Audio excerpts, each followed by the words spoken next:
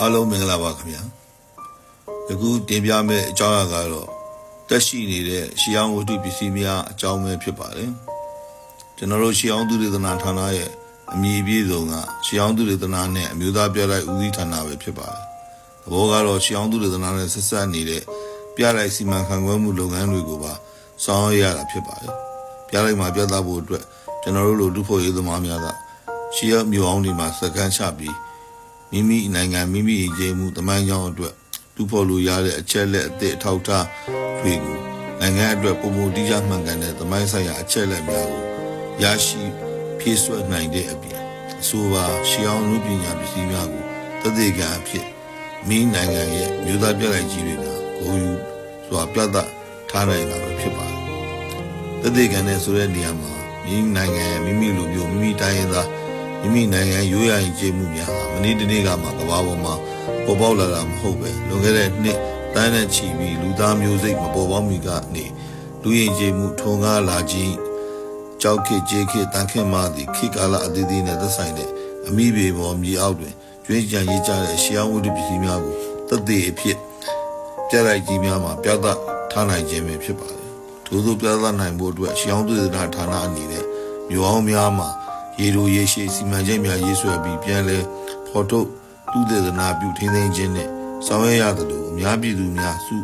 ဆောင်ထိန်းသိမ်းထားတဲ့ရှေးဟောင်းဝတ္ထုပစ္စည်းများကိုလည်းစုစည်းဝေများချီးမြှင့်လျက်စုဆောင်းစေပြီးပြလိုက်ကြီးများမှာပြသထားလျက်ရှိပါတယ်ရှေးဟောင်းသုတေသန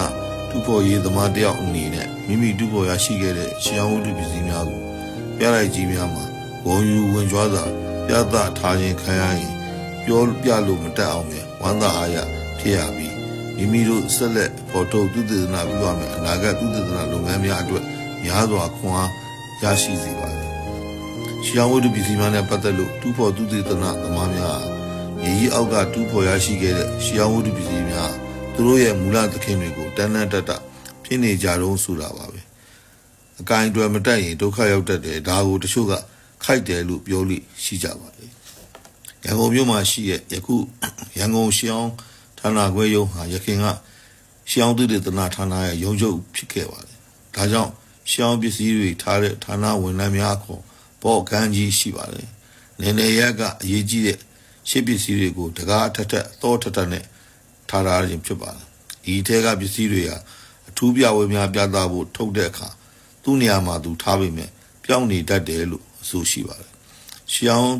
ပစ္စည်းထုတ်ယူတဲ့ဝန်ထမ်းများကပါဇက်ကနေကဲအပိုင်မြူပါဘူးပြဝဲအတွက်ပါခဏယူပြီးပြမှာပါကိုယ့်ဟာကိုပြန်ထားကြပါလို့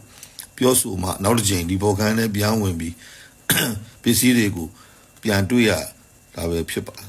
အထူးပြဝဲအတွက်ပြသဖို့ပြူတင်ကားများကိုရေတွက်ရမှာရေတွက်တိုင်းအရေအတွက်ကတစ်ခေါက်နဲ့တစ်ခေါက်မလူညီဖြစ်နေလို့လည်းလို့ဆိုပါတယ်အထာသိရဲ့သူကအသူ့ဟာသူပြန်မှန်သွားလိမ့်မယ်ညနေ4 နာရီခွဲမှပြန်ဝင်ပြီးပြန်ရေတွက်ကြမယ်လို့ပြောရင်စောကအတိုင်းကဲယူထားရင်ပြန်လဲထားကြဒါနိုင်ငံတော်အဆင့်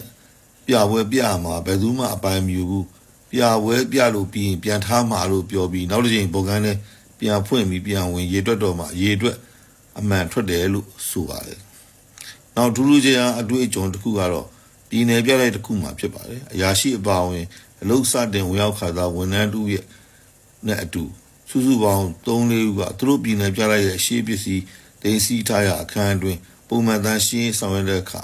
ဝန်ထမ်းအသစ်တာဝန်ယူရတဲ့ဘီရိုဟောင်းအတွင်းမူကြီးတကောင်ပြင်းထောင်လေးထွက်လာတာပဲဖြစ်ပါတယ်အဆိုပါဝန်ထမ်းခမရကြောက်လန့်အော်ဟစ်လျက်ပြေးထွက်လာပါတယ်အပြင်ကတန်းရှင်းလုံးနေကြတဲ့အခြားဝန်ထမ်းတွေကတွေ့ရှိတဲ့မြူကြီးကိုဝိုင်းပြီးရှာကြပါတယ်တွေ့ရင်တော့မလွယ်ဘူးပေါ့